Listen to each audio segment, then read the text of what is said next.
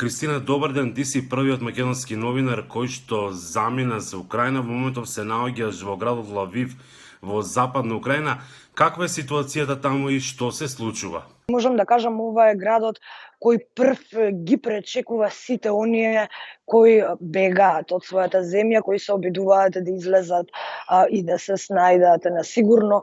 Токму преку овој град е патот до излез од земјата по најбезбедниот пат. Е сега колку е тоа безбедно не се знае, бидејќи градоначалникот на Лавив пред 2 дена рече дека повеќе не постојат безбедни и небезбедни градови во Украина и практично им порача на сите оние кои се наоѓаат овде да не го игнорираат сигналот за тревога и веднаш да се засолнат, затоа што не се знае кога и дали ќе дојде опасноста и до овде, иако морам да кажам дека на секој втор ден има по едно бомбардирање не во Лавив, но во околината, во неговата близина. Таков беше случајот и со воената база близу полската граница и таков беше случајот со гранатирањето во близина на Лавивскиот аеродром. Како што кажав, овде пристигнуваат буквално сите кои се обидуваат да заминат од државата, но тоа се претежно оние најголеми оптимисти дека се во ова многу брзо ќе заврши, па ќе може да се вратат назад во родните градови. Велиш дека градот е одлично организиран кога е во прашање прифаќањето на бегалците. Пунктови за помош има буквално секаде и тоа буквално секаков тип на помош. Сите кои ќе пристигнат во овој град прво ќе бидат најадени, напиени и стоплени, а секако има безброј хуманитарни организации кои, како што кажав, нудат буквално секаква вид на помош, и медицинска и психолошка, но и информативна помош во смисла на тоа каде може да се засолнат, како да најдат најбезбеден, најбрз пат, најбезбедна рута за засолнување и секако дури и бесплатен превоз се организира за поголем дел од нив. Заклучокот од извештаите што ги добиваме е дека можеби полесно, за степен полесно оди евакуацијата на граѓани отколку доставата на хуманитарна помош. Некако како да не е возможно, како да не пуштаат и не пропуштаат русите да поминат хуманитарните кордони. Тешко ли е да се стигне до Киев, до главниот град, и кои се твоите планови во однос на понатамошниот престој во Украина?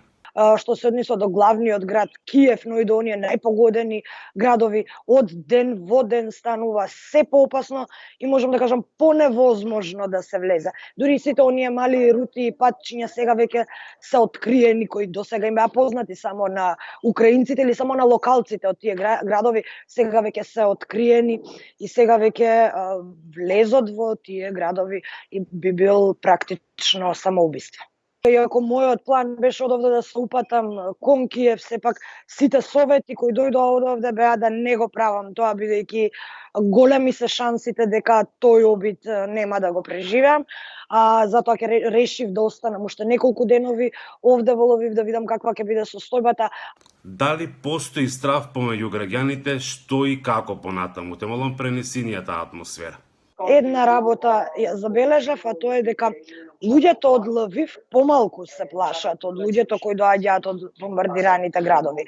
И во текот на вчерашниот ден, преку ден се вклучија сигналите за тревога, јас бев на отворено и сите оние кои се жители на Лавив останаа надвор на улица, не се упатија кон засолништата, а сите оние кои се дојдени од Киев, Харкив, Одеса, Мариупол, сите оние бомбардирани градови веднаш бараат засолниште и влегуваат и го почитуваат, ја почитуваат тревогата до самиот крај. И за крај, дали голем број на странски новинари и медиуми ги следат случувањата во Украина?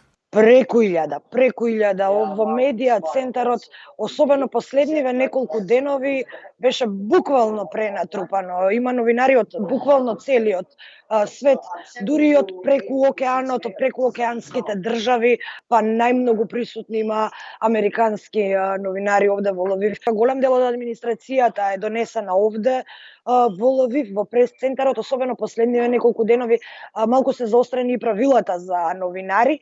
Овде доаѓаат високи представници и кога има вакви високи лица на влез во прес-центарот, ги проверуваат буквално сите ваши документи и дури можам да кажам дека и ни ги претресуваат ранците, така што најтешко им е веројатно на колегите кои се заглавени во Мариопол, Одеса, бидејќи во Мариопол се уште под земја се заглавени илјадници граѓани. Благодарам за разговорот за Гласот на Америка и мирен престој во Украина. Благодарам и на вас, поздрав од Лвив, Украина.